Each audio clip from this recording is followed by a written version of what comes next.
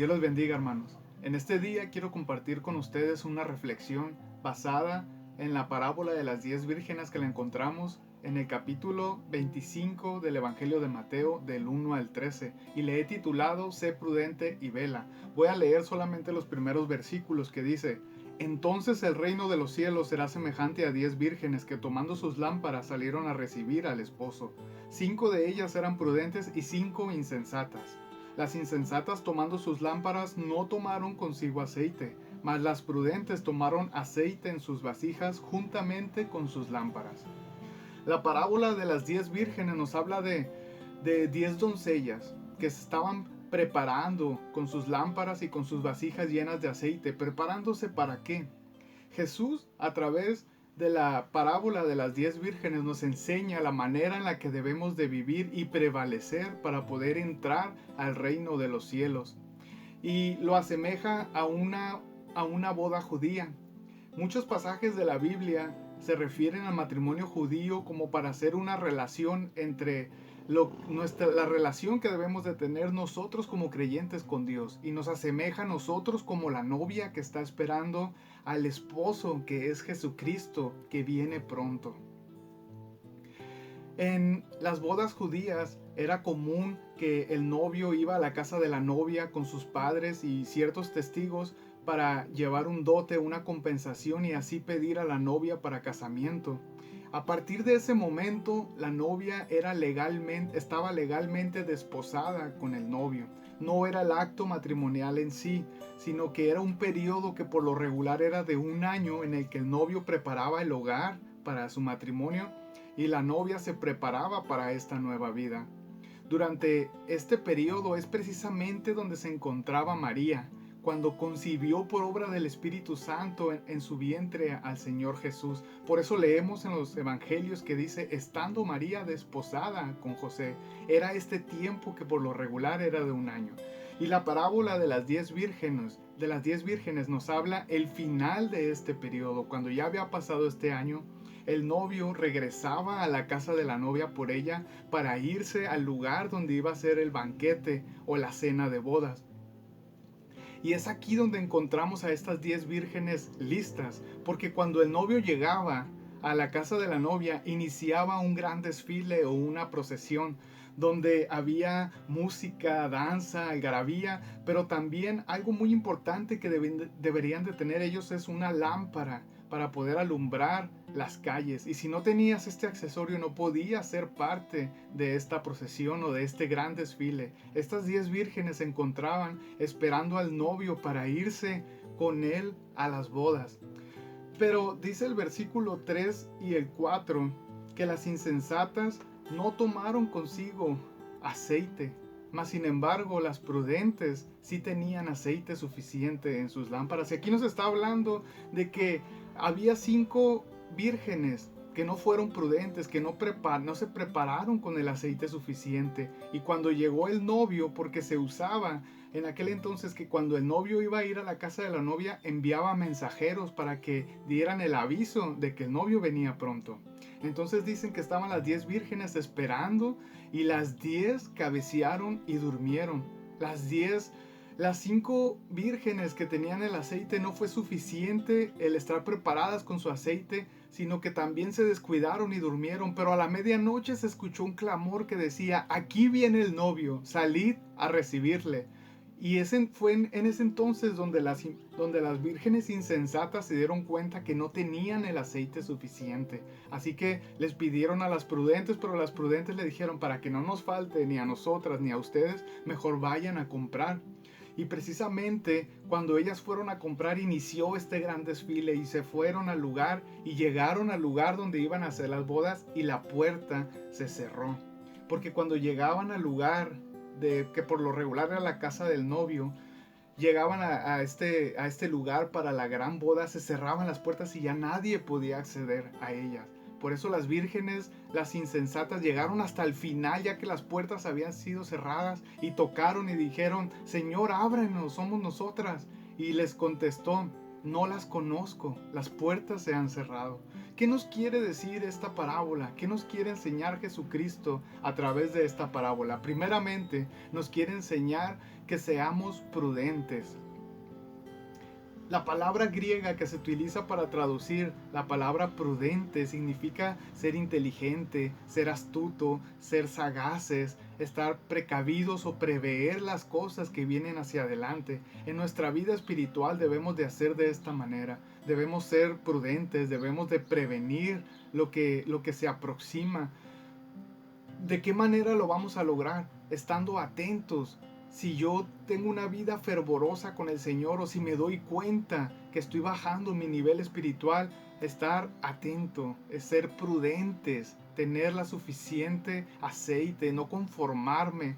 Las vírgenes prudentes tenían el suficiente aceite, pero quizá ellas se conformaron y por eso cabecearon y durmieron. Nosotros no podemos cabecear, no nos podemos descuidar, porque nos quedaremos afuera de esta gran cena como las vírgenes insensatas.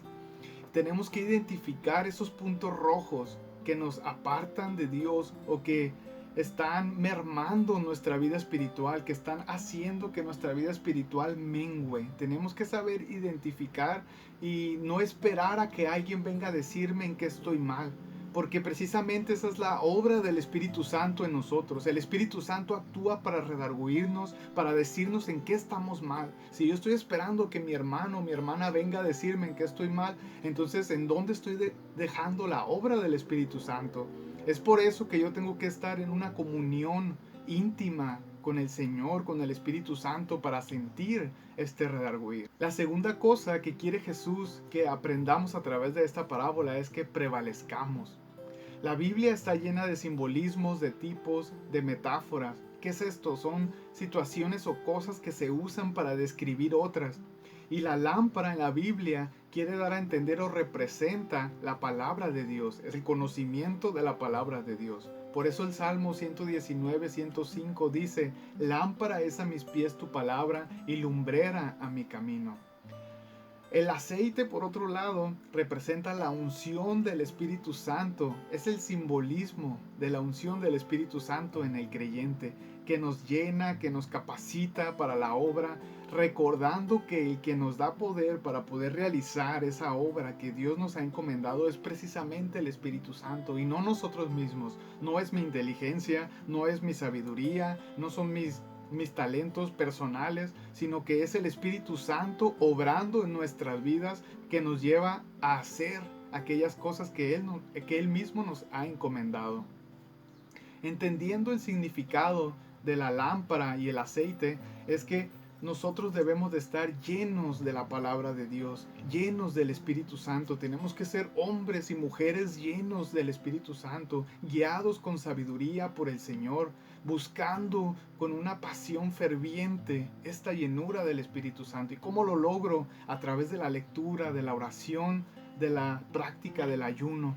Tengo que buscar esos espacios para poder buscar al Señor y estar lleno del aceite del Espíritu Santo en mi vida. El Espíritu Santo es el que nos va a ayudar en nuestra debilidad, nos va a ayudar a permanecer y a prevalecer para que cuando el esposo venga estemos listos como esas vírgenes prudentes.